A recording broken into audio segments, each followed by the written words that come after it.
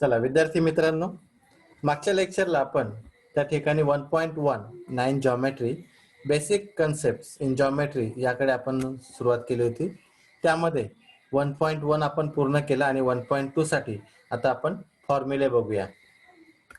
गणित सोपी आहेत. डिस्टन्स फॉर्म्युला होता, बिगर कोऑर्डिनेट मायनस स्मॉलर कोऑर्डिनेट, आणि याच्यावरून आपण 1.1 सोडवलं होतं. जर तुम्ही बघितलं नसेल तर मागची व्हिडिओ तुम्ही बघू शकता चॅनलला जाऊन. पहिला 1.2 साठी आता काही महत्वाचे भाग आहेत ते बघूया.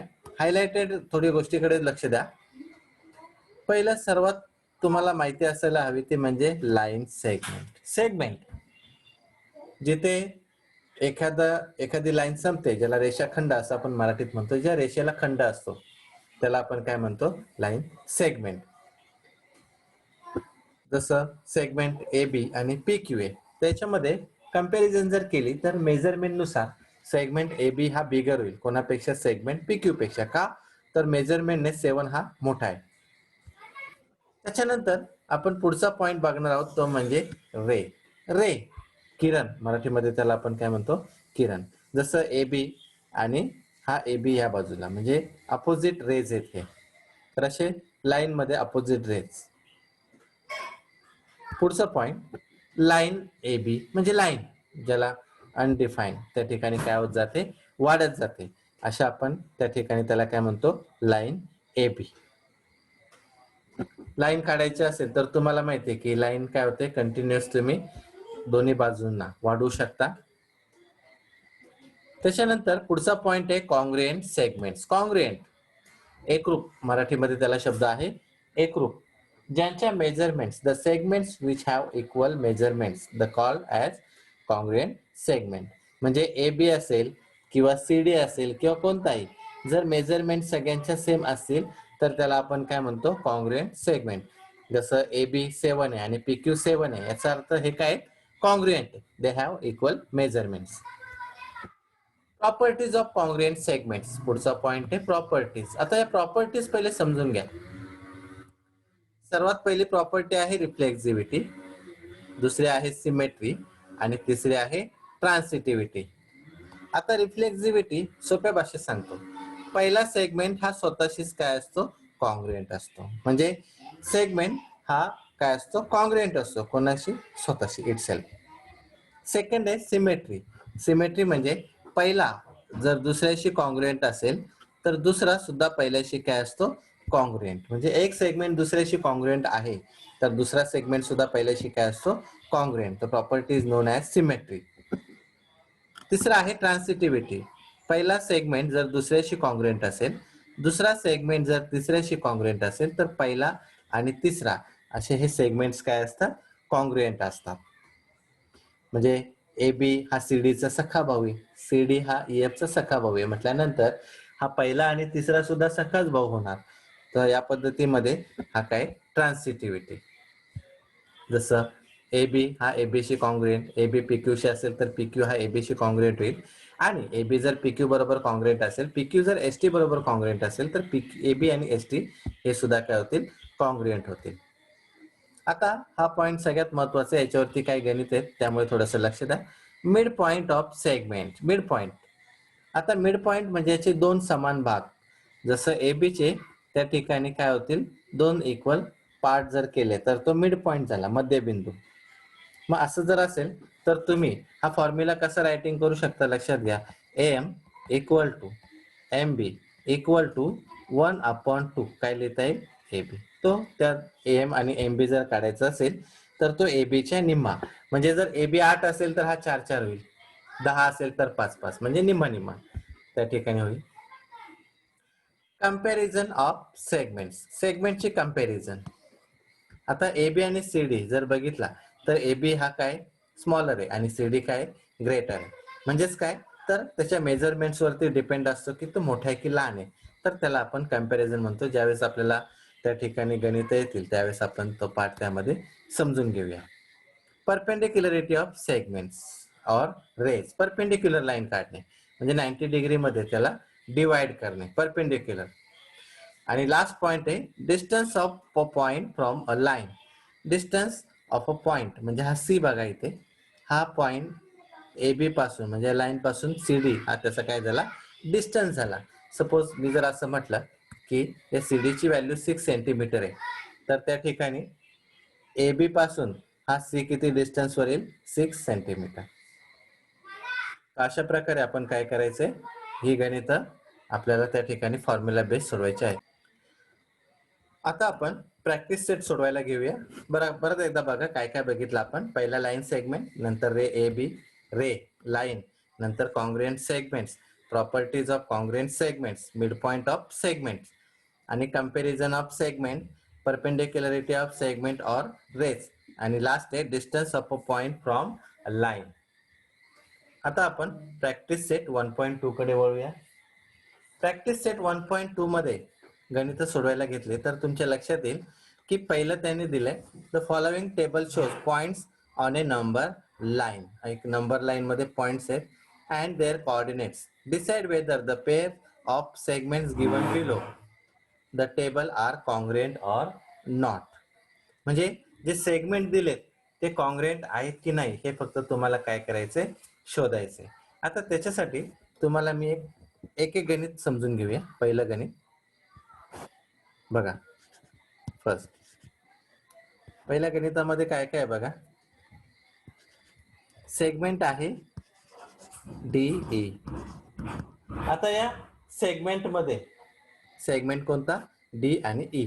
तर डी आणि ई आणि दुसरा आहे सेगमेंट ए बी. सेगमेंट कोणता आहे, ए बी. त्याचे मी काय करतो, दोन भाग करतो पहिल्या गणितासाठी. बघा आता डी चे कोऑर्डिनेट्स बघा, कोऑर्डिनेट ऑफ पॉइंट डी.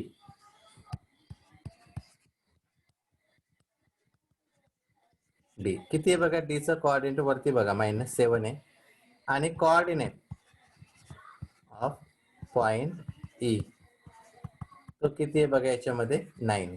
मग याच्यात बघा कोऑर्डिनेट ऑफ पॉइंट ए किती आहे बघा -3 आणि कोऑर्डिनेट ऑफ पॉइंट काय येतो बी किती आहे 5. आता फॉर्म्युला काय वापरायचा आहे, बिगर कोऑर्डिनेट मायनस स्मॉलर कोऑर्डिनेट. म्हणजे आपल्याला काय काढायचं आहे, डिस्टन्स. लक्ष द्या, डिस्टन्स काय घ्यायचं आहे, डीई इक्वल टू आपल्याला फॉर्म्युला काय करायचं आहे, बिगर कोऑर्डिनेट मायनस स्मॉलर कोऑर्डिनेट. बिगर कोऑर्डिनेट मायनस स्मॉलर कोऑर्डिनेट.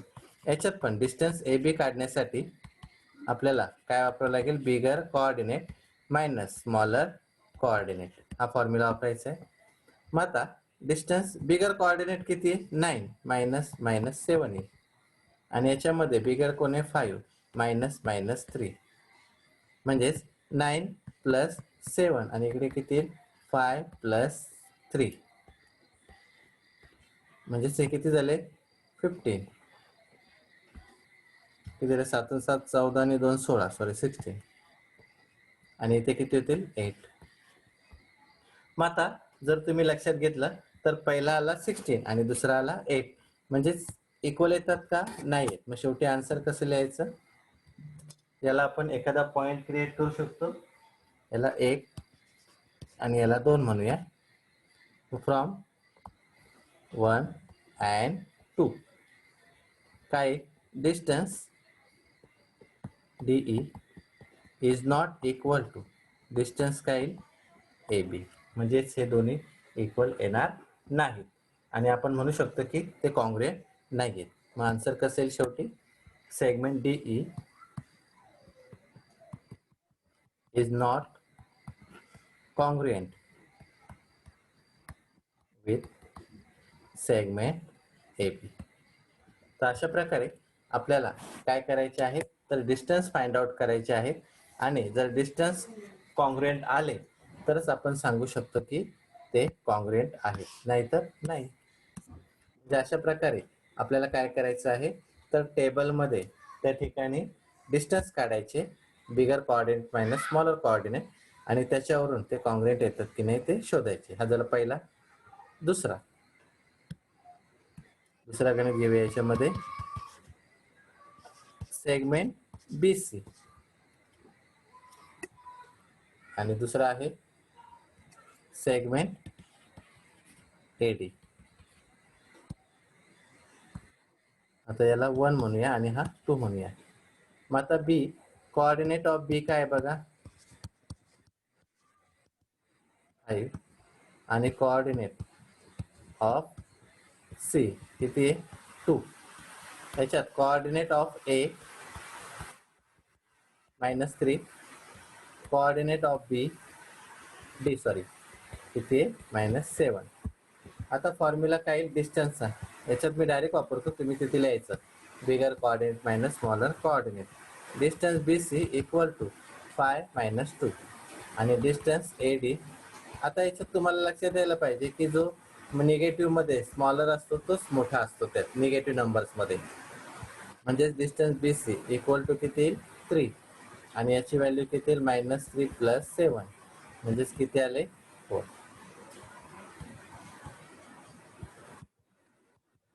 याचा अर्थ त्या ठिकाणी ए बी बी सीची व्हॅल्यू आणि ए डीची व्हॅल्यू सेम येत नाही. मग फ्रॉम 1 and 2 काय म्हणता येईल आपल्याला distance B C is not equal to distance A D. आणि शेवटी आपण आन्सर रायटिंग करू शकतो therefore segment B C is not congruent with segment म्हणता येईल तो ए डी. म्हणजे आपल्याला हे दोन काय होत आहेत कॉन्ग्रुएंट येत नाही. अशा प्रकारे आपल्याला काय करायचे आहे त्यांचे आन्सर आणायचे आहेत.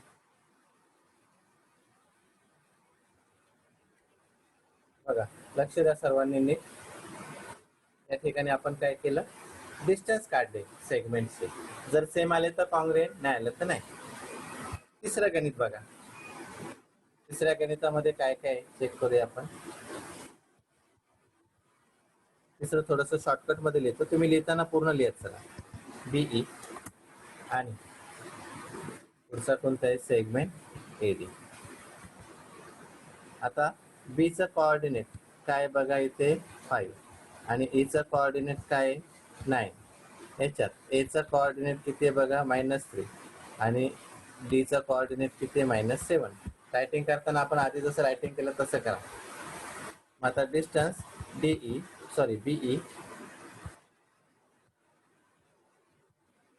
Equal to 9 - 5 bigger coordinate minus smaller coordinate आणि distance A D equal to काही -3 -7 म्हणजेच इथे किती येतील 4.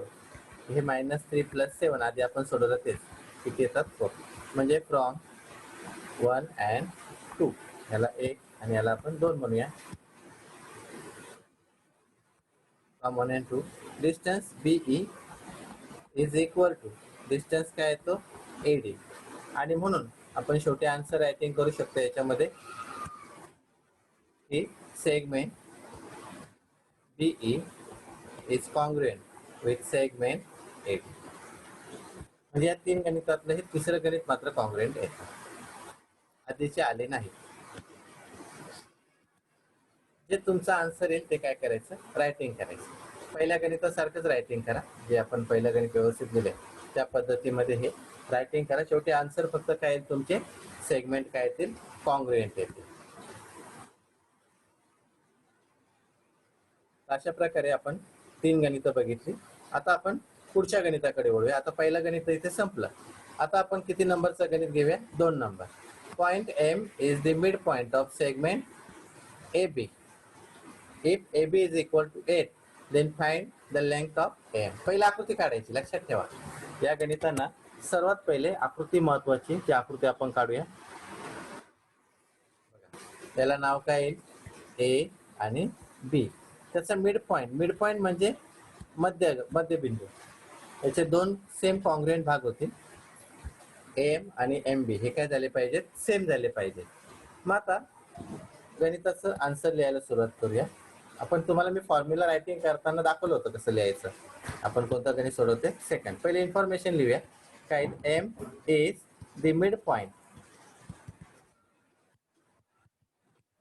Of segment A B. M काय आहे? मिड पॉईंट आहे कोणाचा? सेगमेंट ए बीचा. याचा अर्थ मला जर का लेंथ एम किंवा एम हा इक्वल यायला पाहिजे कोणाला? एम बीला किंवा बी एमला म्हणूया. म्हणजेच मला जर एम काढायचं असेल तर मी 1/2 कोणाला घेईल? पूर्ण ए बीला फॉर्म्युला येईल. हा मिड पॉईंट वापरला तर त्या ठिकाणी आपण आधी फॉर्म्युला कसं लिहायचं तुम्हाला सांगितलं होतं मी.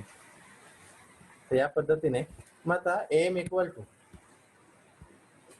1/2 इंटू किती येईल? ए बीची व्हॅल्यू 8 आहे.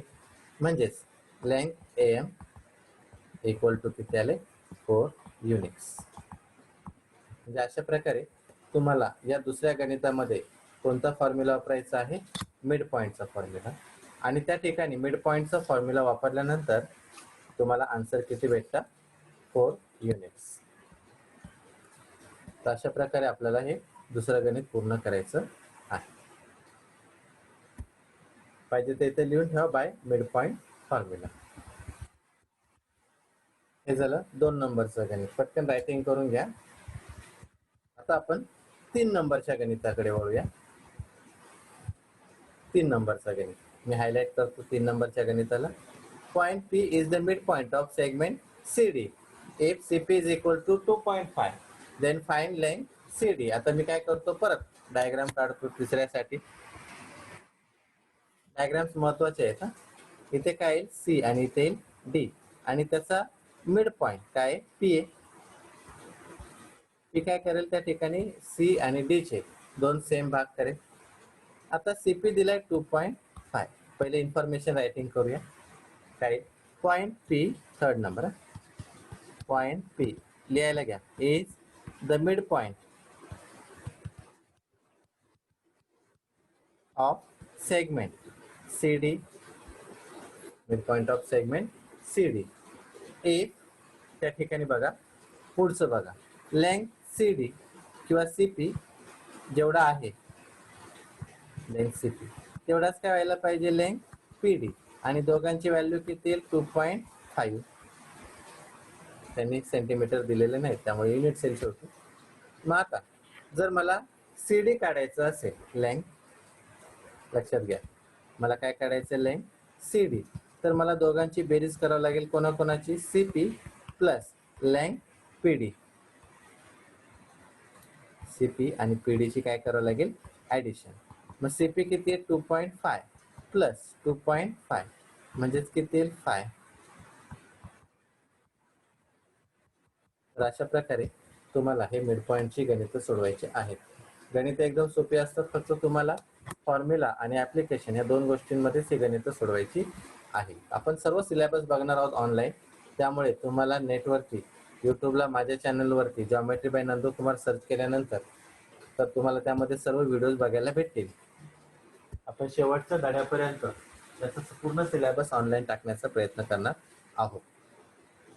आता 4 नंबरच्या गणिताकडे वळूया. रायटिंग करून घ्या. हे 4 नंबर बघा. 4 नंबर मध्ये तुम्हाला ए बी, बी पी आणि ए पी असे 3 दिलेत सेगमेंट आणि कम्पेअर करायला सांगितले. आता इथे काही आकृती काढायची गरज नाही. 4 नंबरचा प्रश्न आपण डायरेक्टली पण रायटिंग करू शकतो. पहिला आपण काय करूया? सेगमेंटला असेंडिंग ऑर्डर्स मध्ये मांडूया. असेंडिंग किंवा डिसेंडिंग. म्हणजे आपण काय करूया? बिगर नंतर स्मॉलर आणि स्मॉलर असं घेऊया. मग बिगर काय येईल? 5 सेंटीमीटर. त्याच्यानंतर स्मॉलर येईल 3.4 सेंटीमीटर आणि शेवटी येईल 2 सेंटीमीटर. म्हणजे 2 सेंटीमीटर काय झाला? स्मॉलर झाला. मग आता त्यांची नावं लिहूया. इथे 5 सेंटीमीटर काय आहे? Segment A B. इथे काय येईल? Segment A P. आणि शेवटी काय येईल? Segment B P. मग आता याच्यात स्मॉलर आणि तुम्हाला काय केलं यायचंय? लार्जर. मग आता याच्या स्मॉलर जर लार्जर जर घेतला, बिगर सेगमेंट काय येईल? ए बी आणि स्मॉलर सेगमेंट कोणता असेल त्यामध्ये बी पी. अशा प्रकारे तुम्हाला हे आन्सर रायटिंग करायचे आहे. सोपे. कंपॅरिझन करायचं. तुम्हाला कंपॅरिझन सांगितलंय मी. बिगर आणि स्मॉलर यामध्ये कंपॅरिझन तुम्हाला करता आली पाहिजे. तर आहे 4 नंबरचा प्रश्न. पुन्हा एकदा सांगतो, लक्ष द्या. पहिल्यामध्ये आपण काय केलं, 2 सेगमेंटचे काय केले, डिस्टन्स काढले. जर सेम आले तर कॉन्ग्रुएंट, नाही आले तर नाही. पहिला येत नाही, दुसऱ्यामध्ये सुद्धा ते कॉन्ग्रुएंट येत नाही, तिसऱ्यामध्ये मात्र ते येतात आणि शेवटी फ्रॉम 1 and 2 आपण त्यांना कॉन्ग्रुएंट दाखवू शकतो. दुसऱ्या गणितामध्ये एम मिड पॉईंट आहे, मिड पॉईंट फॉर्म्युला वापरला, एम किती यायला पाहिजे, 4 युनिट्स. तिसऱ्या गणितामध्ये तुम्हाला सीपी आणि पीडी या दोघांची व्हॅल्यू 2.5 आणि दोघांची ऍडिशन केली तर लेंथ सीडी भेटतो. चौथ्या गणितामध्ये सेगमेंट्स लिहिले आणि ते कम्पेअर केले आणि त्या पद्धतीने तुम्हाला रायटिंग करायचे. आता 5 आणि 6 तुम्हाला होमवर्क आहे, लक्षात ठेवा. पण होमवर्क कसं आहे तर आपण थोडंसं समजून घेऊया आणि मग होमवर्क तुम्हाला मी रायटिंग करायला देईल. क्वेश्चन नीट वाचायचे याच्यामध्ये. हा तुम्हाला होमवर्क आहे, जरी मी रायटिंग करून ठेवलेले असले तरी तुम्हाला स्वतः सोडवायचे ते. आणि सोडवताना काळजी घ्यायची की आपण जो अभ्यास केला, जे मी तुम्हाला समजावून सांगितलंय, जर तुम्हाला कळलं नसेल तर पुन्हा वाचा आणि हे त्या पद्धतीने सोडवायला घ्यायचं. पहिला क्वेश्चन मी तुम्हाला क्वेश्चन समजावून सांगेल, मग तुम्ही होमवर्क करा तो. Write the name of the opposite raise of ray RP. आता आरपी बघा याच्यामध्ये कुठे हाय, तर याचा अपोजिट रे, मग बघा आर एस येईल ना, किंवा आर टी, कोणतं पण रायटिंग करू शकता. म्हणजे पहिल्याचा आन्सर काय, आर एस किंवा आर टी. आता सेकंड बघा, write the intersection set of ray P Q and R P. Intersection म्हणजे त्याचा मिड पॉईंट बघा का, पी क्यू आणि कोणता आहे, आर पी. तर थोडासा विचार करून तुम्ही त्याचा इंटरसेक्टिंग पॉईंट रायटिंग करा. म्हणजे त्याचा पीच आहे, लक्षात ठेवा, त्याचा इंटरसेक्टिंग पॉईंट काय, पी. तिसरा, write the union set of P Q and segment Q R. P Q आणि क्यू आर, पी क्यू आणि क्यू आर जर एकत्र केला, बघा आकृतीमध्ये तुम्हाला मी हायलाइट करून दाखवतो. पी क्यू आणि क्यू आर बघा, हा पूर्ण एकत्र केला तरी काय येतो, आर क्यूच येतो. म्हणून तिसऱ्याचं उत्तर काय येईल, आर क्यू. एकत्र करणे, लक्षात ठेवा. आता state the rays of which segment Q R is a subset. Subset, आता पहिली गोष्ट त्या ठिकाणी state the rays of which segment Q R is subset. Q R बघा कोणता आहे, पहिले हा क्यू आर आहे पूर्ण. मग आता क्यू आर मध्ये क्यू आर पण झाला आणि आर क्यू पण होईल सबसेट, त्याचा सबसेट. रे क्यू एस बघा त्या ठिकाणी रे क्यू टी. पाचवं गणित बघा, write the pair of opposite rays with common end point R. Opposite ray पण आर आला पाहिजे. मग आता आकृतीत बघा, आर पासून अपोजिट रेस कोणाचे, एंड पॉइंट आर असणारे. मग आर पी आणि काय येईल, आर एस. बघा एक बाजूला आर पी आणि उलट बाजूला आर एस, तर आर एंड पॉइंट झाला. तुम्ही आर क्यू आणि आर टी पण लिहू शकता, कसंही लिहू शकता मला. तर अशा प्रकारे तुम्हाला काय करायचे, रायटिंग करायचे. Write any two rays of with common end point S. मग आता एस असणारे कोणते कोणते येतील बघा, S R, S P, S Q, इकडे एस टी, असं तुम्ही रायटिंग करू शकता. आणि शेवटचा आहे, write the intersection set of ray S P and S T. S P आणि एस टी यांचा इंटरसेक्शन पॉईंट तुम्हाला काय करायचं आहे, रायटिंग करायचं आहे. तर बघा एस पी कोणता आहे, तो मी दाखवतो याचं, एस पी, आणि कोणता आहे, एस टी. तर याचा इंटरसेक्शन पॉईंट येईल एस. दोघांचा इंटरसेक्शन पॉईंट कोणता येईल, एस. तर अशा प्रकारे तुम्हाला पहिलं पाचवं गणित तुम्हाला काय करायचं, होमवर्क सोपे आहेत, लक्ष द्या. सहाव्यामध्ये पण समजून घ्या, सहाव्यामध्ये सुद्धा मी काही गणित सोडून ठेवलेले आहेत समजण्यासाठी. पुन्हा एकदा लक्ष द्या. Answer the questions with the help of figure. आपल्याला काय करायचं, फिगर मध्ये पहिले सगळे आकडे टाकून घ्यायचे. कोणते कोणते, याच्यामध्ये कोणते कोणते नव्हते मी ते टाकलेत. कोणते सांगतो तुम्हाला, 3 टाकलेला आहे, 5 आहे. नंबर लाईन मध्ये बघा 1 टाकला, -1 पण टाकून घेतला, -3 घेतला, -5 घेतला. मग हे सगळे आपण त्यामध्ये काय केले, टाकून घेतले. आता एक एक गणित सांगतो, लक्ष द्या. पहिलं, state the points which are equidistance from point B. आता बी पासून बघा का, या बी पासून इक्विडिस्टन्स कोणता कोणता येईल बघा, एक सी आणि इकडे ए. दिसतंय का तुम्हाला, हा. मग पॉइंट कुठे, इक्विडिस्टन्स फ्रॉम पॉइंट बी, म्हणजे बी पासून तुम्हाला काय करायचे, इक्विडिस्टन्स आहेत. म्हणजे कोणता कोणता येतो, ए अँड सी. अजून एक येतो बघा का, इक्विडिस्टन्स कुठे, बी पासून. इक्वी म्हणजे समान अंतरावरती, लक्षात ठेवा, पॉइंट काय, समान अंतरावरचा आहे. बघा थोडस, एक मिनिट, समान अंतराचा पॉइंट आपल्याला इथे वापरायचा आहे. मग आता बी पासून कोणता कोणता येतो बघू आपण. बी पासून पी आहे बघा इकडे, आणि पी सारखाच कोणता याच्यामध्ये, डी. दुसरा नाही दिलेला, म्हणजे -1 ला नाव नाही दिलं म्हणून तो नाही घ्यायचा. कारण तो व्ही बरोबर आला असता तो आपल्याला घ्यायचा नाही. इक्वी डिस्टन्स म्हणजे समान अंतरावरती. तर काय काय पी अँड डी असे दोन येतील, ए सी आणि पी डी. तुम्हाला जर कळत नसेल तर थोडंसं हायलाइटेड मेथडने सांगतो. बी पासून कोणता कोणता आहे, ए सी बघा, आणि कोणता आहे पी आणि डी बघून घ्या. आता पुढे right a pair of points equidistance from point Q. आता क्यू पासून बघा, क्यू हा इथे, क्यू पासून तुम्हाला दाखवतो, लक्ष द्या. या क्यू पासून जर बघितलं तर एक एल आणि यू पण आहे, हा बघा पहिलाच आपण आहे, आणि अजून वेगळा कलर वापरतो मी. या क्यू पासून हा पी आणि हा आर आहे. अजून पुढे गेलात तर ह्या बाजूला नाही, म्हणून हे दोनच रायटिंग करायचे, आर पी आणि कोणता येईल यू आणि एल. आणि लास्ट आपण याच्यावरती बरीच गणितं सोडवलेली आहेत, ते म्हणजे डिस्टन्स फाइंड आउट करणे. आता डिस्टन्स यू व्ही काढायचं आहे, डिस्टन्स पी सी काढायचं आहे, त्याच्यानंतर डिस्टन्स आपल्याला व्ही बी काढायचं आहे आणि यू एल काढायचं आहे. तर सगळ्यांचे कोऑर्डिनेट्स रायटिंग करून घ्यायचे. आता यू आणि व्ही मध्ये -5 आणि 5, तर बिगर येईल 5 मायनस -5 म्हणजे किती आले 10. पी सी बघा, पीचं पॉईंट आहे -2 आणि सी आहे 4, मग बिगर कोण आहे 4, म्हणजे 4 मायनस -2, 4 + 2 होमवर्क करायचे, इक्वल टू किती येईल 6. त्याच्यानंतर डिस्टन्स व्ही बी आहे, तर व्ही बी काढण्यासाठी व्ही किती आहे 5 आणि बी किती आहे 2, मग 5 - 2 किती येतील 3. आणि यू एल काढण्यासाठी -5 - 3 म्हणजे -3 हा मोठा झाला, -5 म्हणजे -3 + 5 किती येतील 2. आता तुम्हाला डायरेक्ट पण याच्यामध्ये डिस्टन्स शोधता येतात, तुम्हाला दाखवतो मी डिस्टन्स कसे शोधायचे ते. बघा यू आणि व्ही, म्हणजे हा यू आणि हा व्ही इथे याच्यात बघा 1 2 3 4 5 6 7 8 9 आणि 10, बघा पहिला 10 आहे, म्हणजे हा काय झाला त्याचा डिस्टन्स. तुम्हाला शोधता पण येतं चुकलं की नाही. आता पी आणि सी मध्ये मोजूया. बघा हा पी आणि हा सी, 1 2 3 4 5 6, बघा 6 आन्सर आहे त्याचा. म्हणजे अशा पद्धतीने तुम्ही डिस्टन्स काय करू शकता, डायरेक्टली आन्सर बरोबर शोधू शकता येते की नाही.